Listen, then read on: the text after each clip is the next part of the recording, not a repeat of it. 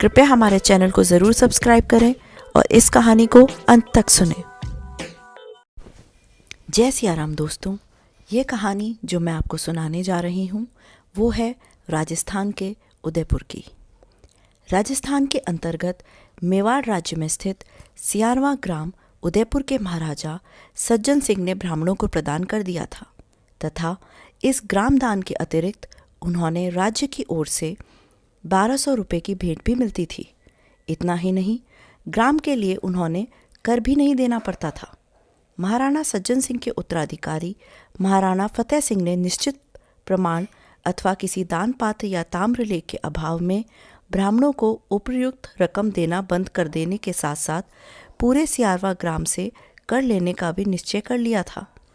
महाराणा के इस निर्णय से ब्राह्मणों के मन में अत्यंत क्षोभ हुआ। बात सन 1822 की है। उन दिनों भारत के शासक अंग्रेज थे। उन दिनों उदयपुर के रेजिडेंट श्री विल्किंसन साहब थे तथा आबूब में AJG श्री कॉलोन इलियट रहते थे। यद्यपि भारत सरकार का राजनीतिक विभाग देशी राज्यों के भीतरी मामलों में हस्तक्षेप नहीं करता था, तथापि सियारवा ग्राम के ब्राह्मणों के विशेष आवेदन पर इलियट महोदय ने मामले को स्वयं समझना चाहा।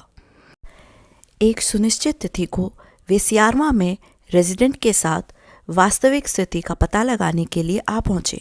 उनके साथ महाराणा फतेह सिंह भी विराजमान थे। सियारवा ग्राम उदयपुर के सनिकट ही है। एक रमणीय स्थान में महाराणा ने श्री इलियट महोदय के पड़ाव का प्रबंध किया था। पड़ाव के निकट ही एक मनोरम बावली थी, जिसके किनारों पर संगमरमर का फर्श बड़ा सुहावना लगता था। बावली के किनारे एक विशाल वृक्ष भी था। महाराणा आदि अपने स्थान पर बैठे थे। ठीक सामने सियारवा के ब्राह्मण बैठकर अपने आवेदन का निर्णय सुनने के लिए उत्सुक थे। यदि ग्रामदान तथा 1200 रुपयों की भेंट के संबंध में आप लोगों के पास कोई दान पात्र या ताम्रलेख हो तो उसे इस न्यायालय में उपस्थित कर सकते हैं। इलियट महोदय ने नीरवता भंग की। ब्राह्मण एक दूसरे का मुख देखने लगे। उनके प्रस्ताविक भाव से यह स्पष्ट हो गया था कि उनके पास कोई प्रमाण पत्र नहीं है। ग्राम के मुखिया के मुख से एक शब्द भी नहीं निकला। तब एक अधेड़ व्यक्ति ने साहसपूर्वक निवेदन किया कि महाराणा सज्जन सिंह ने ताम्रपत्र पर हस्ताक्षर तो किया था, पर हमें उस संबंध में अब कोई जानकारी नहीं है। यह बात प्राय निश्चित सी हो चली थी कि निर्णय सियारवा के ब्राह्मणों के विरुद्ध होगा। अचानक लोगों का ध्यान एक वृद्ध ब्राह्मण की ओर खिंच गया। वह लाठी के सहारे खड़ा था और आंखें बंद कर मन ही मन कुछ गुनगुना रहा था।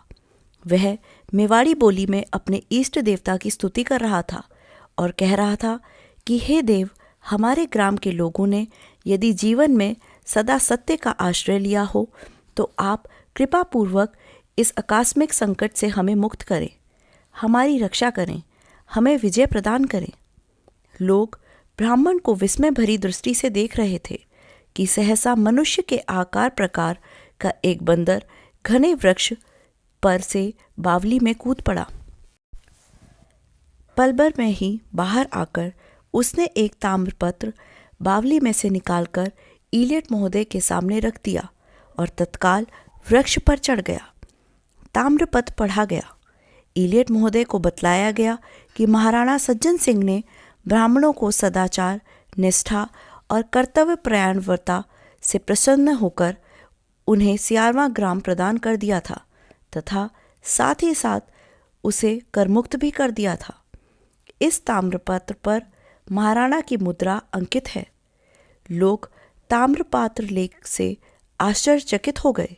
वह बंदर यथा समय वृक्ष से उतर पड़ा और लोगों को देखते ही देखते उसने ताम्रपत्र पुनः बावली में फेंक दिया।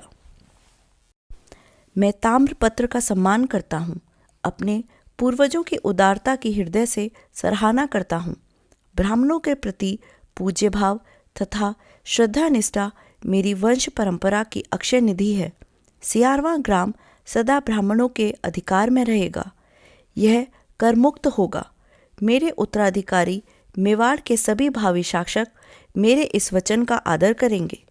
मेवाड़ कार्य सूर्य की इस घोषणा से उपस्थित लोग रोमांचित हो उठे। निसंदेह श्री हनुमान जी ने ही साक्षात प्रकट होकर अपने भक्त वृद्ध ब्राह्मण की मनकामना पूर्ण की है। आखिरकार हनुमान जी हैं भी तो अष्ट सिद्धि नौनिधि के दाता। जय सिया राम दोस्तों।